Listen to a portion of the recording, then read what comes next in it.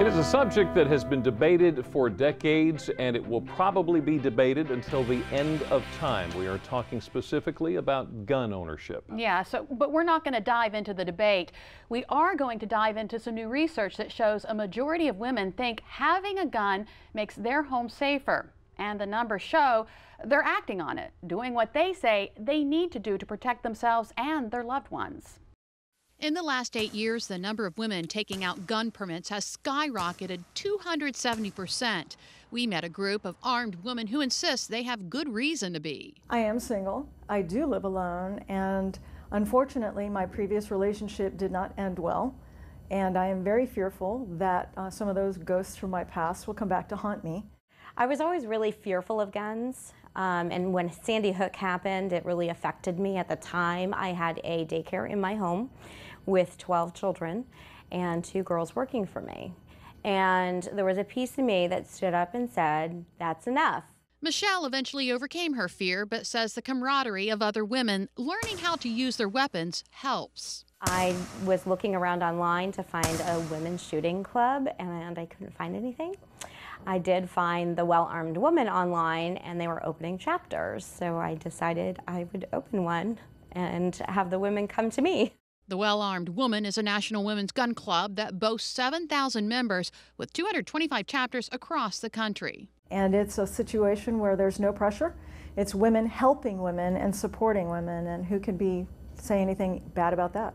Because of Sandy Hook and having my home broken into, I really have noticed that the police are all around and they're doing the best that they can, but it's our citizens, it's our responsibility to take our protection into our own hands. According to the National Shooting Sports Foundation, women now account for nearly 4 out of every 10 new target shooters. How about that? And a very familiar woman, a survivor of gun violence, is pushing for common sense when it comes to guns.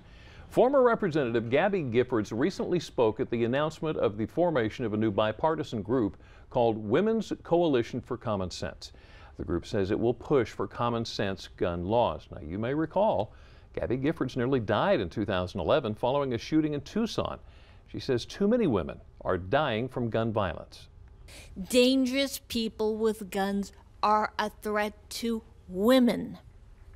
Criminals with guns, abusers with guns, stalkers with guns. That makes gun violence a women's issue. Ms. Giffords went on to say women can lead the way and stand for common sense and responsibility. Another deadly mix, she pointed out, guns and domestic violence. There's no denying that, and studies back it up. In fact, according to the National Domestic Violence Hotline, when a gun is present in a domestic violence situation, the chances of a woman being murdered increases by 500%. Let that sink in for a moment. 500%. And domestic violence is happening a lot more than you might think. According to the National Coalition Against Domestic Violence, 1 in 3 women and 1 in 4 men have been victims of physical violence at the hands of their partner. The coalition reports on average 20 people per minute are physically abused by an intimate partner, and every 9 seconds a woman is assaulted or beaten. And besides the physical toll, abuse can take quite the emotional toll on a person too. Yeah, it's no wonder domestic violence is often associated with depression and suicidal behavior. So, how do we put an end to all of this? Well, authorities across the nation are trying by taking a huge proactive step to stop the violence and get the victims the support they need to move on with their lives.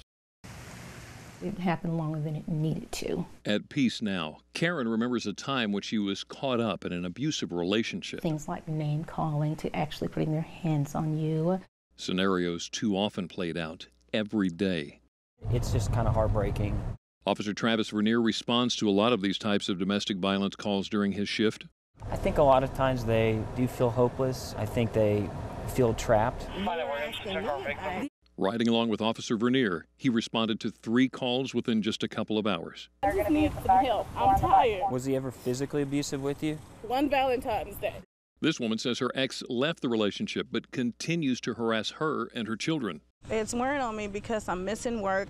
It's stressing my kids out. Officer Vernier says most of what they do is try to diffuse the situation before it gets violent. But when it does turn violent. Has he ever choked you or tried to choke you? I think once, yes. Yes. Once. Some police officers now use a risk assessment checklist to assess the potential danger. They can then link victims up with agencies that can help them.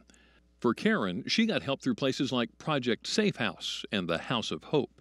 Family violence is a critical issue all across the United States, no more so than in Oklahoma. Casey Gwynn and the Alliance of Hope created the Family Justice Center in San Diego and is now helping communities across the nation do the same. If we can create one place where victims can come, tell their story one time, have everybody work together, you see this dramatic drop in violence and abuse. A lot of times people don't have the transportation required to take them to the police department, the courthouse, to fill out a protective order. They can come here and they can do all of those things at one place. I come to you with my head bowed and my heart humbled, Father. So victims like Karen can find the strength and support to move on with their lives away from the abuse. There are situations that you don't have to stay in. You don't have to be in that situation. You can always better yourself.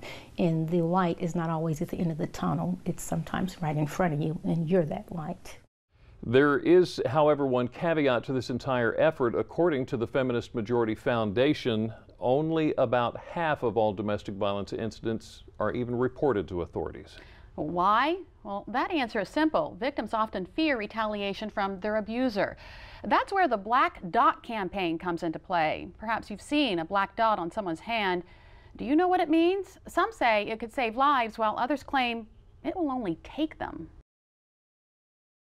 It's called the Black Dot campaign. It encourages women to draw a black dot inside their hand and flash it if they are in physical danger and need help. But abuse experts say it could accomplish the exact opposite. She's creating potentially more risk than she is safety for herself.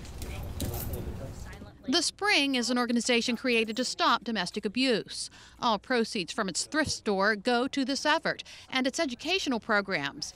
But Mindy Murphy says this viral online Black Dot campaign threatens women in crisis despite its good intentions. Abusers read, social media, and they follow the news just like everyone else. So you tell a woman to put a black dot on her hand, and there's a good risk of her being killed as a result. The Black Dot campaign was started by a woman in the UK who credited her successful delivery from an abusive relationship on a clandestine signal for help. Social media spread the message, and bam, a worldwide movement was started. But like most things in life, all that glitters isn't gold. Anytime something that happens in secret, but then the secret is let out to the world like we're doing right now, it's no longer a safety tool because too many people are going to know what that black dot might mean. Experts say if you're in danger, ditch the dot. Find a phone and call a crisis center. If you can't do that safely, ask a friend to call for you. Well, it is certainly important to do something. Obviously, you don't want to just stand by while you or someone you love is getting hurt. So up next on Delmarva Life, how to recognize warning signs that someone else may be in trouble. Plus, how technology can play a role when it comes to helping victims of domestic abuse. And later, we introduce you to this sweet face, hear how he was able to overcome an attack and how he's now helping others. You don't want to miss this heartwarming story of Marshall, the miracle dog. But first, we're talking a lot about domestic violence today. If you're a victim, it might be a good idea to get some therapy. Dr. Oz has some advice if you are seeking treatment. Hi, I'm Dr. Oz. Talk therapy has been shown to be particularly effective for treating minor and moderate depression. Here's some questions to ask when looking for a therapist. Are they licensed? How long have they been practicing? What are their areas of expertise? And what are their fees? Many therapists often have a sliding scale fee policy.